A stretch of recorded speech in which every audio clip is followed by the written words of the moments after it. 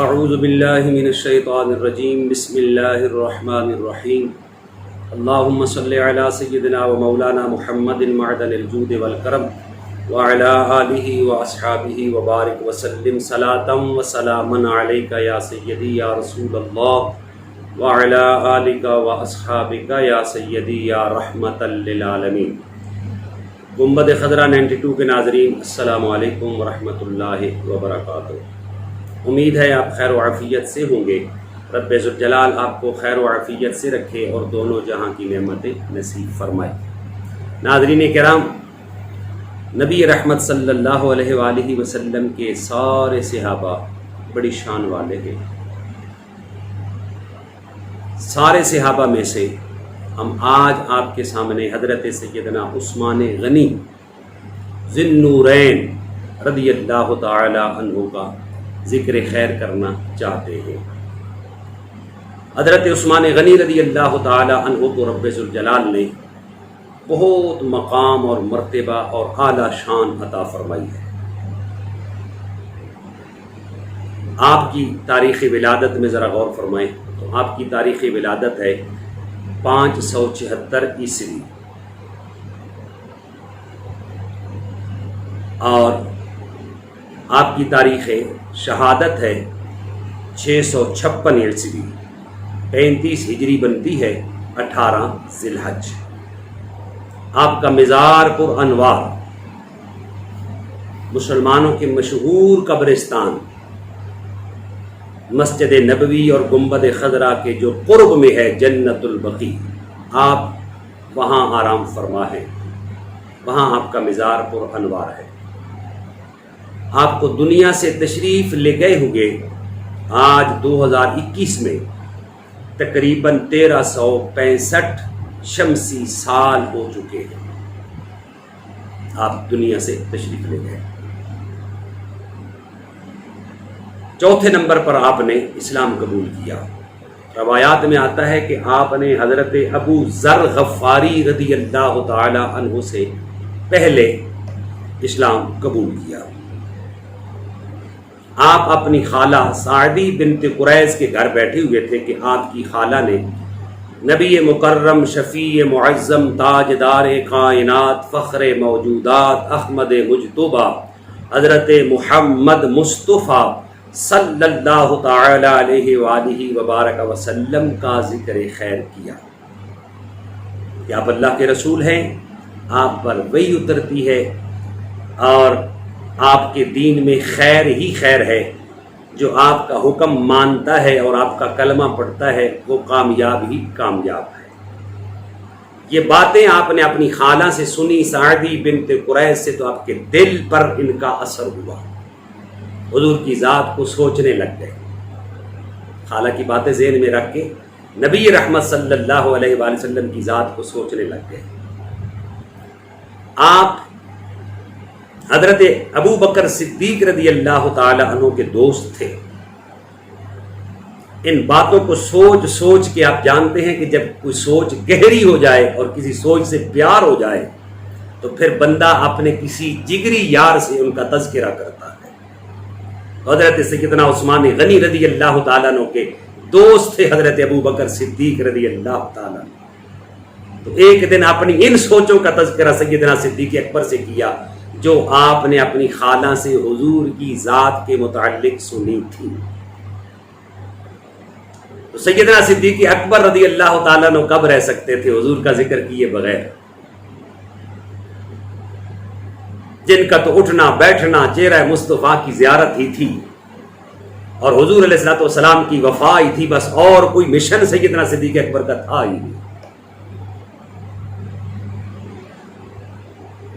سیدنا ابو بکر صدیق نے پھر جب حضرت عثمان غنی کی باتیں سنی تو پھر اپنے آقا کے متعلق سیدنا عثمان غنی کے سامنے حضور کا ذکر خیر کیا۔ حضرت عثمان کے سامنے نبی رحمت صلی اللہ علیہ وآلہ وسلم کا ذکر خیر کیا۔ حضرت عثمان غنی، روایت میں آتا ہے کہ ابھی یہ ذکر جاری تھا کہ حضور تشریف لے آئے، یا پھر صدیق اکبر نے عثمان کا ہاتھ تھاما اور آقا کریم کے کاشانہ پاک پہ لے گئے۔ اور عرض کی یا رسول اللہ صلی اللہ علیہ وسلم عثمان میرا دوست ہے، آقا یہ آپ کا کلمہ پڑھنا چاہتا ہے، اس کو کلمہ پڑھائیں۔ نبی رحمت صلی اللہ علیہ وآلہ وسلم نے حضرت سیدنا عثمان غنی رضی اللہ تعالی عنہ کو کلمہ پڑھایا اور دارہ اسلام میں داخل کیا، تو حضرت عثمان غنی رضی اللہ تعالیٰ عنہ کو شرف صحابیت نصیب ہوگا، چوتھے نمبر پر آپ نے کلمہ پڑھا۔ نبی رحمت صلی اللہ علیہ وآلہ وسلم کی نسبت جب نصیب ہو گئی تو آپ کو ہی کہتے ہیں صاحب الہجرتین، دو ہجرتیں، بلکہ دو نہیں 3 ہجرتیں کرنے والے عثمان غنی ہیں۔ یاد رکھیے اللہ کے لیے گھر بار چھوڑنا یہ بہت بڑی نعمت ہے، اللہ کے لیے گھر بار چھوڑنا یہ بہت بڑی نعمت ہے۔ اور حضرت عثمان غنی کو یہ 3 بار نصیب ہوئی ہے، اب صاحب الہجرتین ہیں۔ حضرت سیدنا عثمان ذی النورین کو جب مکہ میں مسلمانوں کے لیے زمین تنگ کر دی کافروں نے، تو اللہ اور اس کے رسول نے مسلمانوں کو ہجرت کا حکم دیا، تو حبشہ کی طرف یہ پہلی ہجرت ہوئی۔ یہ 11 لوگ تھے، 11 لوگوں کا ایک قافلہ تھا جو پرانی بندرگاہ کے ذریعے حبشہ کی طرف ہجرت کر کے گئے۔ ان کی سربراہی نبی رحمت صلی اللہ علیہ وآلہ وسلم نے حضرت عثمان غنی کے سپرد کی تھی۔ یہ قافلہ حضرت عثمان غنی رضی اللہ تعالیٰ عنہ کی سربراہی میں ہجرت کر کے گیا۔ پہلی یہ آپ کی ہجرت ہے حبشہ کی طرف، اور پھر وہاں حبشہ میں افواہ پھیلی کہ مکہ کے حالات درست ہو گئے، تو وہ افواہ ہی تھی، صرف جھوٹی تھی، اس میں کوئی صداقت نہیں تھی۔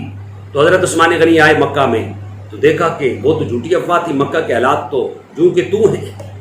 آپ پھر دوسری مرتبہ حبشہ کی طرف ہجرت کر کے گئے، اور تیسری مرتبہ آپ نے اس وقت ہجرت کی جب نبی رحمت صلی اللہ علیہ وآلہ وسلم مکہ پاک سے مدینہ پاک تشریف لے گئے اور حضور مدینہ پاک میں جلوہ گر ہو گئے۔ تو پھر حضرت عثمان غنی رضی اللہ تعالیٰ عنہ نے حبشہ سے مدینہ پاک کی طرف ہجرت کی، تو یہ صاحب الہجرتین ہے، ذو النورین، 2 نوروں والا۔ یہ شرف بھی اللہ نے حضرت عثمان غنی کو عطا کر رکھا ہے۔ ناظرین کرام، آقا کریم صلی اللہ علیہ وآلہ وسلم کا فرمان عالی شان ہے جس کا مفہوم ہے، حضور نے فرمایا کہ سوائے عثمان غنی کے کسی نبی کی 2 بیٹیاں یکے بعد دیگرے کسی کے نکاح میں نہیں گئی۔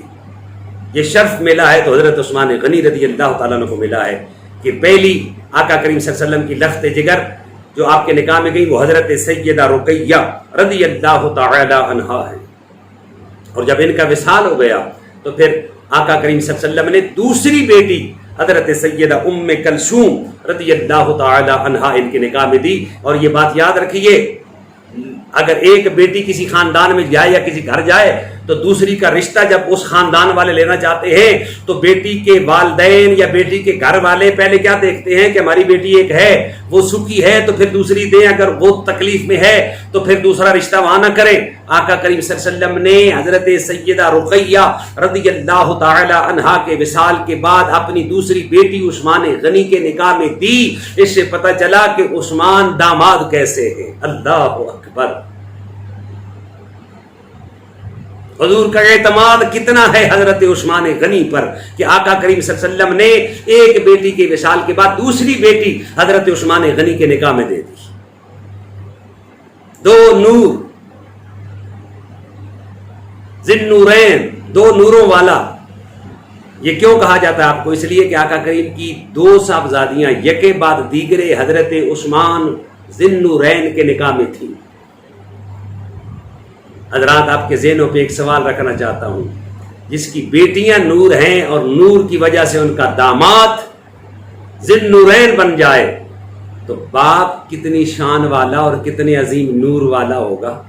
سچ کہا تھا میرے امام نے کہ تیری نسل پاک میں ہے بچہ بچہ نور کا تو ہے، عین نور تیرا سب گھرانہ نور کا، تیری نسل پاک میں ہے بچہ بچہ نور کا، تو ہے عین نور تیرا سب گھرانہ نور کا۔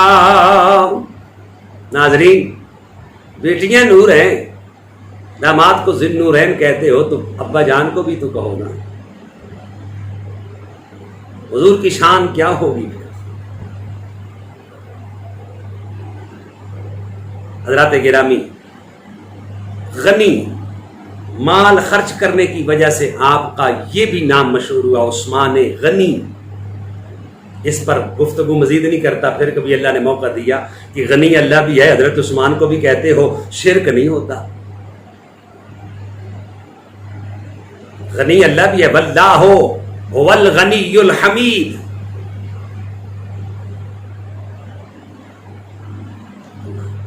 اللہ غنی ہے، حضرت عثمان غنی ہے، عثمان بھی غنی ہے، لیکن یاد رکھیے اللہ ذاتی طور پہ غنی ہے، عثمان غنی اس کی عطا کردہ طاقت سے غنی ہے، یہ ذاتی نہیں ہے لیکن غنی ہے۔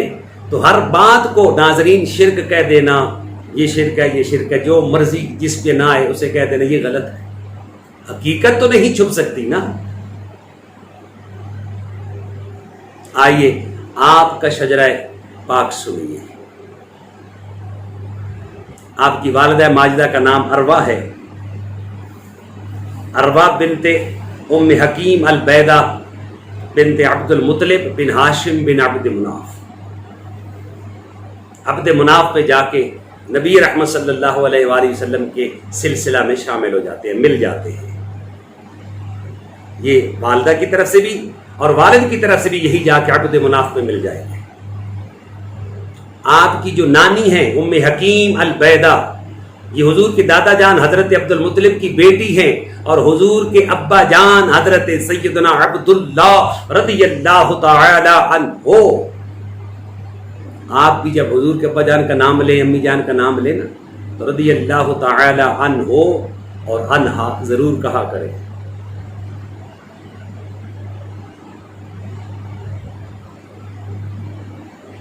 ام حکیم البیدہ جو حضرت عثمان غنی کی نانی جان ہیں، یہ حضرت عبد المطلب کی بیٹی ہیں، اور حضرت عبداللہ حضور کے ابا جان کی سگی بہن ہیں، آقا کریم کی سگی پھوپھی ہیں۔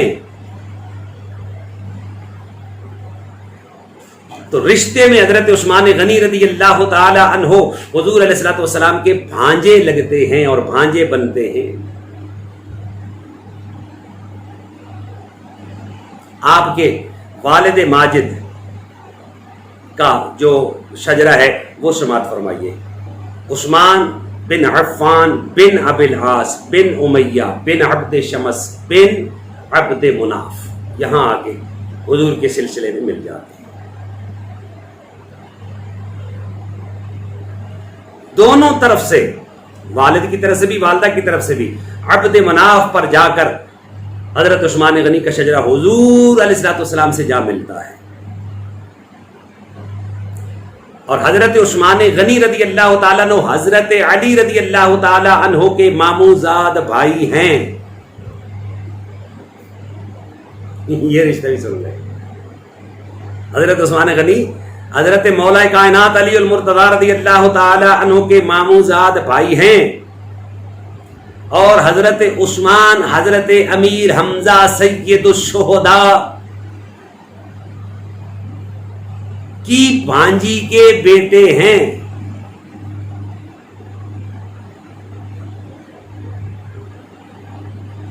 آپ کے والد بنو امیہ سے تھے اور ایک کامیاب تاجر تھے، کپڑے کا کاروبار تھا ان کا۔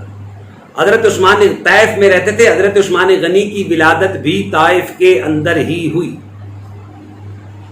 اور آپ کے والد گرامی کا جلد ہی انتقال ہو گیا۔ آپ نے بڑی خوشحال زندگی گزاری اسلام سے پہلے بھی، کہ والد کا کاروبار بہت اچھا تھا، تو دولت کی بہت فراوانی تھی، آپ کو سکھایا لکھایا پڑھایا گیا، آپ کے والد کا انتقال ہوا تو پھر کچھ ہی عرصے کے بعد آپ کو وراثت میں بہت مال ملا، تو آپ کچھ ہی عرصہ کے بعد طائف چھوڑ کر مکہ آ گئے، اور مکہ میں بھی آ کر آپ نے اپنے والد گرامی کے کاروبار کپڑے کو ہی آگے چلایا۔ تو مکہ میں حضرت ابوبکر صدیق رضی اللہ عنہ کپڑے کے بہت بڑے تاجر تھے، تو آپ سے دوستی ہو گئی حضرت عثمان ذی النورین کی، شام کی طرف تجارت کی غرض سے سفر کیا کرتے تھے، دونوں بڑا پیار ہو گیا، بڑی محبت ہو گئی۔ تو آپ نے سن رکھا کہ ایک دن حضرت صدیق اکبر کے سامنے اپنی خالہ سعیدہ بنت قریظ کی باتیں کی کہ میری خالہ حضور کے متعلق یہ کہتی ہیں۔ سیدنا صدیق اکبر نے پھر حضور کے متعلق بتایا، اور پھر آقا کریم کی بارگاہ میں لے جا کر یا تو حضور اس مجلس میں آگے، اس جگہ جہاں بیٹھے تھے وہاں تشریف لے آئے، یا پھر یہ دونوں ہستیاں حضور کی بارگاہ میں گئیں اور سیدنا صدیق اکبر نے عرض کیا آقا ان کو کلمہ پڑھا دیں۔ تو کلمہ پڑھ کے مسلمان ہوئے۔ چوتھے نمبر پر پہلے ابوبکر صدیق، دوسرے حضرت علی، تیسرے زید بن حارثہ، اور چوتھے حضرت عثمان رضوان اللہ تعالی علیہم اجمعین۔ اللہ کروڑہا رحمت نازل فرمائے ان کے مزارات پر انوار پر۔ جب آپ نے اسلام قبول کیا تو آپ کا چچا، والد کا تو انتقال ہو گیا تھا، آپ کا چچا حکم بن ابی العاص بڑے غصے میں آیا، اس نے آپ کو رسی کے ساتھ باندھ دیا، کمرے میں بند کر دیا۔ ایک روایت میں آتا ہے کہ چمڑے کی کھال میں آپ کو بند کر کے دھواں دیا گیا، اور چچا کہنے لگا جب تک تو نہیں یہ کلمہ پڑھنا چھوڑے گا اس وقت تک میں تجھے آزاد نہیں کروں گا۔ آپ نے کہا چچا کلمہ میں نے چھوڑنے کے لیے نہیں پڑھا، اگر میں چھوڑنا ہوتا تو پڑھتا کیوں، میں نے چھوڑنا نہیں ہے، یہ جان عثمان کی لے لو، لیکن عثمان کلمہ نہیں چھوڑے گا، عثمان کے ٹکڑے ٹکڑے کر دو منظور ہے، لیکن کھانا پینا بند کر دیا، رسی کے ساتھ باندھ کے کمرے میں بند کر دیا، اذیتیں دی، تکلیفیں دی، لیکن حضرت سیدنا عثمان رضی اللہ تعالی عنہ آپ نے ذرہ بھر بھی لچک نہیں دکھائی، کہا میری جان چلی جائے تو کوئی مسئلہ نہیں ہے، لیکن نبی کا دیا ہوا ایمان اب نہیں جائے گا۔ آخر کار چچا ہمت ہار گیا، حضرت عثمان غنی جیت گئے، چچا نے پھر آپ کو آزاد کر دی۔ جب آپ کی ہمت، صبر، استقلال دیکھا کہ یہ تو نہیں چھوڑنے والا، اس نے پھر آزاد کر دیا۔ تو ناظرین کرام، حضرت عثمان غنی رضی اللہ تعالی عنہ کو رب ذوالجلال نے بڑی شان اور بڑا مقام عطا کر رکھا ہے، سارے سے آبا شان والے ہیں، لیکن حضرت عثمان غنی کی پھر انفرادی شان ہے، انفرادی مقام ہے، یہ دوہرے داماد مصطفیٰ ہے۔ میں ایسی باتیں کرتا بھی نہیں ہوں، کیوں کہ میرے پیر نے مجھے یہ سکھایا نہیں ہے، جو سکھایا ہے وہ آپ کو سنا رہا ہوں، لیکن یہ بات ضرور کہوں گا جس کے نکاح میں ایک بیٹی ہے ان کو اپنے سر کا تاج مانتے ہو، ماننا چاہیے، کیوں؟ یہ اس پہ ہمارا ایمان ہی مکمل نہیں ہوتا، لیکن یہ یاد رکھیے جس کے نکاح میں آقا کریم کی یک بعد دیگرے 2 بیٹیاں ہیں وہ تو بدرجہ اولا پھر ہمارے سر کے تاج ہیں، ہمارے ایمانوں کا حصہ ہیں۔ یہ ضرور میری گزارش اپنے ذہن میں بٹھائیے گا اور سوچئے گا ضرور اس پہ۔ حضرت عثمان غنی رضی اللہ تعالیٰ عنہ کا رشتہ بھی آپ نے سن لیا۔ اگر کہتے ہو نا میں مخالفت نہیں کرنے لگا، میں نے پہلے بات کیا کہ میں ایسی بات کرنے کا قائل ہی نہیں ہوں، صرف سمجھانے کے لیے کہ حضرت علی رضی اللہ تعالیٰ عنہ کے رشتے حضور کے ساتھ کتنے تھے، حضرت عثمان کے بھی آپ نے سن لیے کتنے تھے، اور حضرت عثمان غنی رضی اللہ تعالیٰ عنہ بھی چوتھے نمبر پر صحابی بنے۔ اور یہ کون ہے؟ اولئک هم الراشدون، یہ قرآن ان کی قصیدے پڑھتا ہے، اولئک حزب اللہ الا ان حزب اللہ هم المفلحون، اور کئی جو چیزیں حضرت عثمان غنی میں اللہ رب العزت نے انفرادی طور پہ رکھی ہے وہ انشاءاللہ کبھی موقع ملا عرض کریں گے۔ ناظرین کرام، یہ حضرت عثمان ذی النورین غنی رضی اللہ تعالی عنہ، اللہ ان کا فیضان حضور کی ساری امت کو نصیب فرمائے۔ والسلام علیکم ورحمۃ اللہ وبرکاتہ۔